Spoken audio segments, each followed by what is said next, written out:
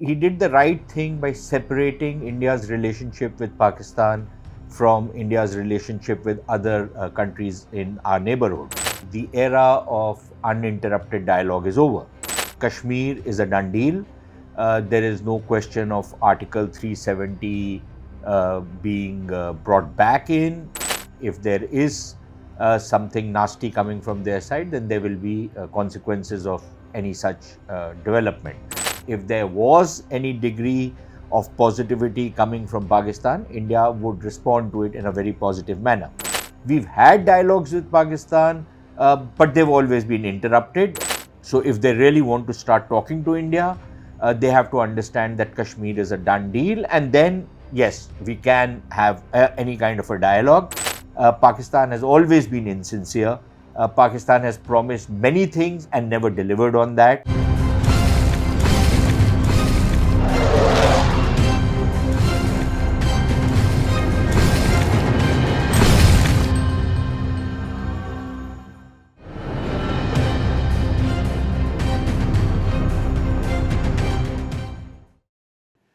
During a recent book launch, the External Affairs Minister, Dr. Jaishankar, dilated on India's foreign policy, not just with the great powers, but more specifically with India in India's neighborhood.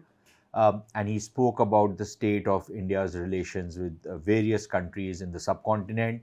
And while a lot of what he spoke about seemed to exude a certain level of positivity, notwithstanding all the negative things which might have happened. He didn't seem too concerned about that. But I think he did the right thing by separating India's relationship with Pakistan from India's relationship with other countries in our neighborhood. And on Pakistan, I think it was very clear what the government's position is likely to be. Uh, his comments on Pakistan have been widely reported, but for the sake of this podcast, let me just flag three critical points which he made. The first one was that the era of uninterrupted dialogue is over. And I'll come to this, what exactly he probably meant by this, and how it has been received across the border. Uh, the second point he made was that Kashmir is a done deal. There is no question of Article 370 being brought back into force, or Article 35 being reintroduced. I think even the Supreme Court's judgment has ensured that that is a dead possibility. And the third thing he said was that, look, actions have consequences, which was clearly a signal to Pakistan that if there is something nasty coming from their side, then there will be consequences of any such development. But I think he also left a kind of a window open when he said that India is looking very closely at whatever is happening or between India and Pakistan, and depending on whether there is something negative which happens or something positive which happens, India's responses will be tailored accordingly, which means that if there was any degree of positivity coming from Pakistan, India would respond to it in a very positive manner.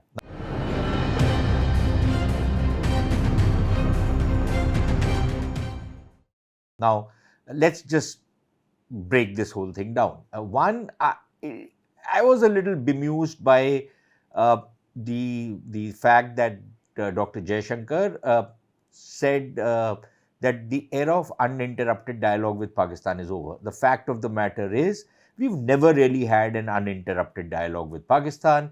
We've had dialogues with Pakistan, but they've always been interrupted effectively because of Pakistani sponsorship of terrorism in India. And after every major terror strike in which Pakistani fingerprints were found, the standard response in India was, what is the point of talking to these guys, because they're talking to us on our face and promising us many things and then stabbing us in the back. And there would be enormous pressure on the government and the dialogue would be derailed. Now, this whole concept of uninterrupted and uninterruptible dialogue is something that has been forwarded by a former diplomat, Congressman Shankar Iyer, and he and some of the people who adhere to that particular logic have been advancing this concept of how India and Pakistan should relate to each other. I would imagine that most people in India do not accept their logic.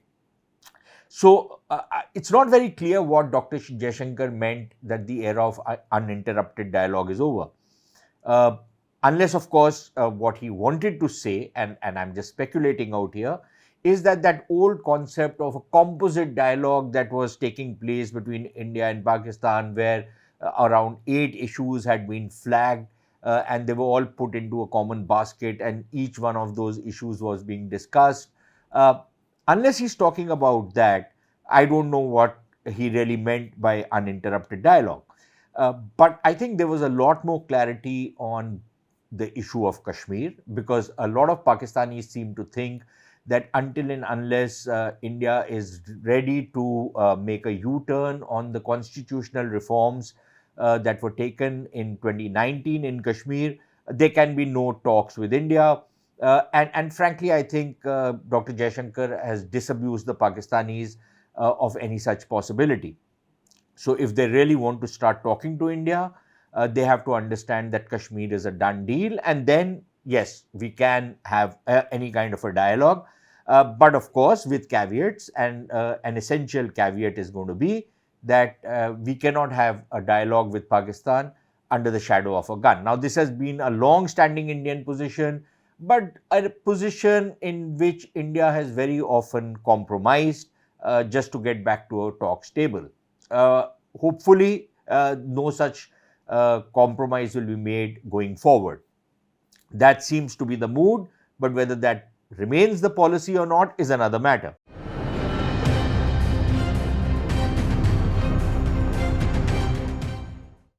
Third point which he made was that, look, if there is going to be negative developments from Pakistani side, then the response will be equally negative. Essentially, it's a kind of a warning, threat, call it what you will, uh, that if, for example, there was going to be a major terror strike, or there was to be a ramping up of terror attacks in India, then there would be consequences of that, which means that the gloves would come off. And that is what he meant when he said actions have consequences. Similarly, if there is going to be something positive coming from Pakistani side, the Indian side realizes that Pakistan is actually making a paradigm shift from the past, then India will respond accordingly. So I think the government of India has made its position pretty clear. Now, the context in which Dr. Jaishankar was talking is also kind of interesting.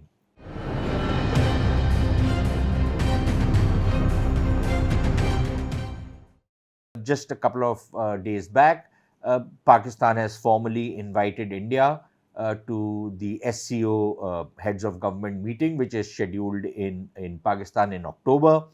It isn't clear whether Indian Prime Minister is likely to go out there, or at what level India will be represented, whether Dr. Jaishankar will go, or they will send the Minister of State or somebody else. That's not clear as yet.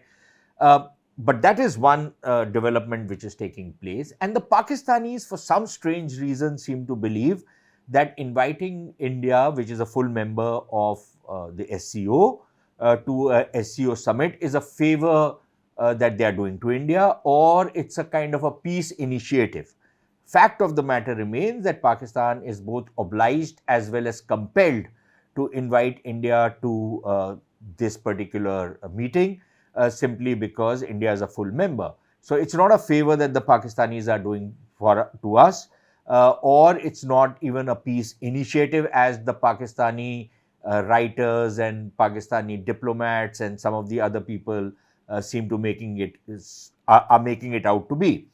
Uh, and what is important is there is alongside this entire thing, there are a spate of articles which have started appearing suddenly out of nowhere, uh, advocating for a resumption of dialogue between India and Pakistan, uh, the need for peace between the two countries, the need for normalization, the need for greater economic interaction between the two countries, a number of articles. But the one which I found very interesting was one by a former High Commissioner, Ashraf Jahangir Qazi. Uh, Pretty rabid guy with all the veneer of sophistication which he has. Uh, Remember one thing that he recently wrote this article in which he advocates that India and Pakistan can, start engaging with each other. We need to take into consideration, the concerns of each other and then move forward. He's advocated track 2, track 3, track 1.5 level interactions, people to people, and all of that. All the kind of stuff that India used to speak about in the past, which really has nothing to show for it. But nevertheless, this coming from a Pakistani was interesting. But coming from a Pakistani who, after the constitutional reforms in Jammu and Kashmir in 2019, publicly, in both in his writings as well as in his television appearances, was an advocate of Pakistan backing a kind of an armed struggle in Kashmir, backing militancy in Kashmir openly, and unashamedly, and claiming that this was allowed to Pakistan under the UN, under the UN framework. It was allowed to Pakistan under international law, and basically advocating jihad against India. Now, here is this man who suddenly changes tack and starts talking about the need for peaceful coexistence and stuff like that. Now, frankly, does a leopard change its spots? I don't think so.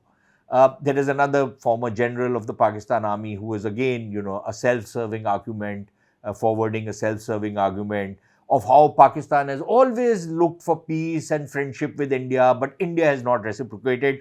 I don't know what the general, maybe he's senile given his age. Maybe he was smoking something he should not have been smoking when he wrote this particular piece. But the fact of the matter remains that Pakistan has always been insincere. Pakistan has promised many things and never delivered on that.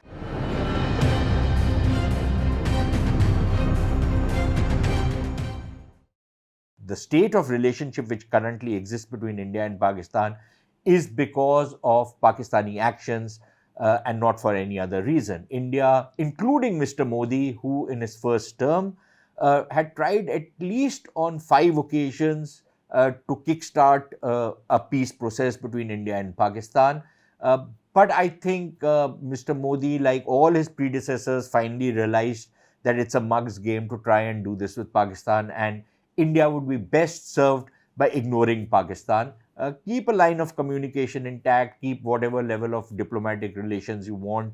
But beyond that, ignore Pakistan, because it is actually quite irrelevant for India's success. Now, the Pakistanis cannot handle this. They seem to believe that India's success, India's growth story, India's place in the world will depend critically on India's relations with Pakistan. Frankly speaking, the evidence does not bear that out. And frankly, I think India is much better served by ignoring Pakistan, treating it as completely irrelevant, not bringing it into its larger calculations, keeping it out of it. That does not mean taking the eye off the threat that emanates from Pakistan, but it means basically that there's really nothing positive to look forward to in Pakistan, either in terms of connectivity, in terms of trade, in terms of commerce, in terms of people-to-people relationship, given the kind of society Pakistan is.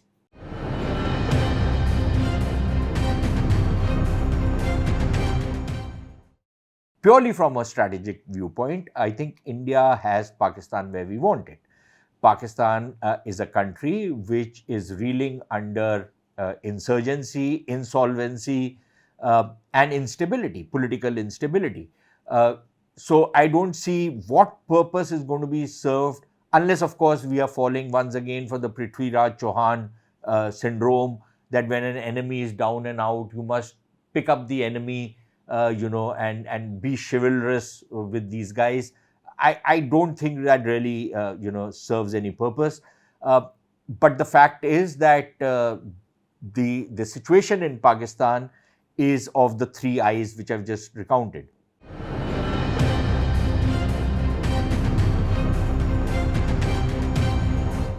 I don't see what purpose is going to be served by dealing with a country like this at this point in time, even if something was on offer. Unless, of course, there was something substantive which is on offer.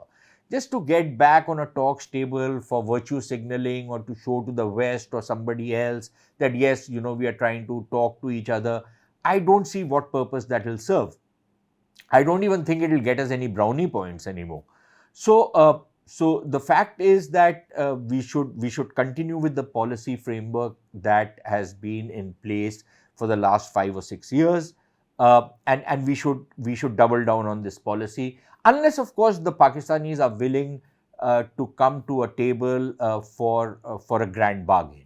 But we'll have to see whether there is something like that on offer, because I don't see any such possibility just yet. One, because of the political instability, the economic insolvency, and the two major insurgency and a couple of smaller ones that are ravaging Pakistan. But the fact is that you have a political government which is a kind of an illegitimate political government. It never got the people's mandate, led by Shahbaz Sharif. He just does not have it in him to be a peacemaker. He is something of a puppet of the Pakistan army. And the Pakistan army is again with its back to the wall. I've never seen so much of hatred against the Pakistan army inside Pakistan. It is treated like a bit of a pariah. So I don't think the generals in Pakistan, especially the army chief, has any space to be a peace, to do a peace deal with India. I don't see the Prime Minister of Pakistan, who's quite illegitimate because he did not have the people's mandate and yet was foisted on to the Prime Minister's chair. I don't see him have any mandate. And you have an opposition, which is Imran Khan and others, who were never interested in peace with India anyways. So I don't see what purpose is going to be served by trying to engage with the Pakistanis at this point in time, when they're themselves not ready for any kind of a peace initiative.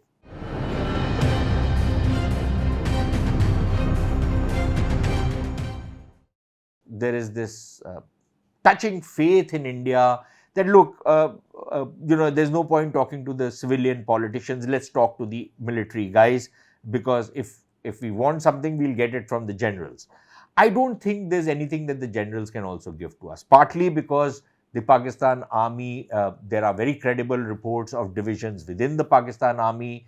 The military top brass is trying to get a firmer control over its own army because of divisions, political and ideological divisions within the army, and the fact that the army is right now occupied on multiple fronts. But even otherwise, even if the Pakistan army or the general and some of his coterie was interested in peace talks with India, if the rest of the army is not on board, and there is no evidence at all to suggest that the rest of the army is on board of getting into a grand peace bargain with India, then I don't see what purpose it will serve. It will be a very, very temporary solution. And we've gone through this in the past. We had somebody like Musharraf, not that he was very sincere, but there was a peace talks between India and Pakistan, which at least the principal interlocutors claimed had reached, almost the breakthrough point. And yet the breakthrough never happened because Musharraf's own ISI chief, it now transpires, was destabilizing him. And when that ISI chief, General Kiani, became the army chief and succeeded Musharraf, everything that Musharraf was planning to do, everything that was on the table was thrown out of the window. And what we had was the Mumbai attacks. And after that, things have never really gotten back on track. Despite multiple attempts to do that, they've never gotten back on track. And we've not really got a closure to the Pakistani involvement in the 26/11 attacks. Later on, we had General Bajwa engaging with India on the track to, or rather, the back channel. And there were some understandings which were reached, including the ceasefire, which continues to hold. Uh, but the moment Bajwa doffed his uniform and was succeeded by an Islamist like Asim Munir, Bajwa's policies were thrown out of the windows. The question is that if the promises of one chief are not going to be honored by his successor or his successor's successor, then what purpose is served? Which means that until and unless you have a Pakistan army, for whatever that's worth, uh, actually come on board for a grand peace bargain, I don't see how any kind of negotiated settlement or any kind of negotiations or dialogue will serve any purpose. I can understand that a government to government interaction to resolve some of the common day to day issues, I can understand that. But beyond that, the larger issues are not, there's no point which is going to be served, because uh, whatever understanding is reached is never going to be honored.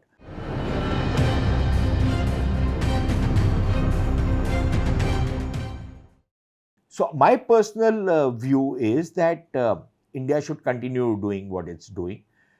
India's policy seems to be working. We seem to have relegated Pakistan into relative irrelevance, which is a good thing for us. We hear more and more voices out of Pakistan which say that, look, we are falling back in the race. We need to engage India, even if India does not want to engage with us, which means that the bargaining position of India is much stronger, and it will continue to become stronger unless, of course, we mess up things in our own country. So our negotiating position will keep improving, and I don't see any reason why we need to, try and resolve any issues on quote unquote relatively equal terms. We also see Pakistan's relationship with China take a dip. We are seeing Pakistan's relationship with the Arab world take a bit of a hit. Uh, so I think we are in something of a sweet spot.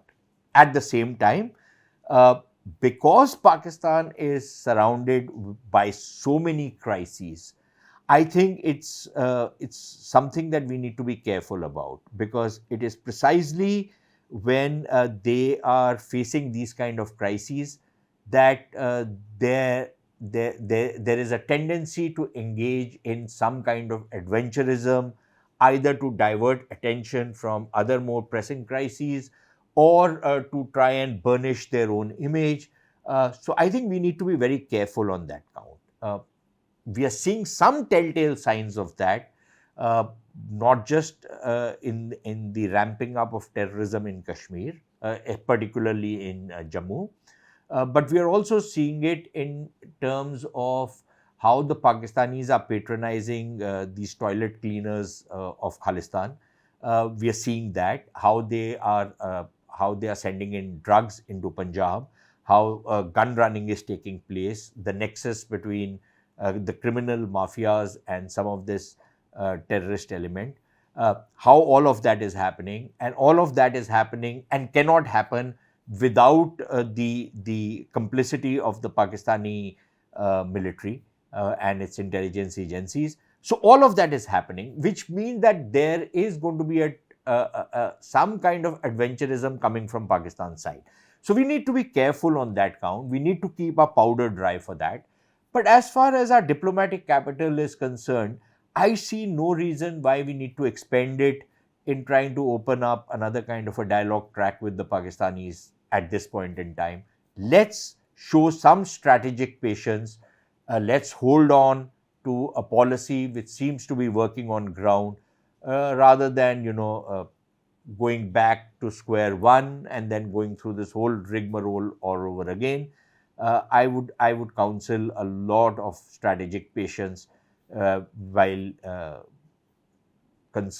when it concerns Pakistan.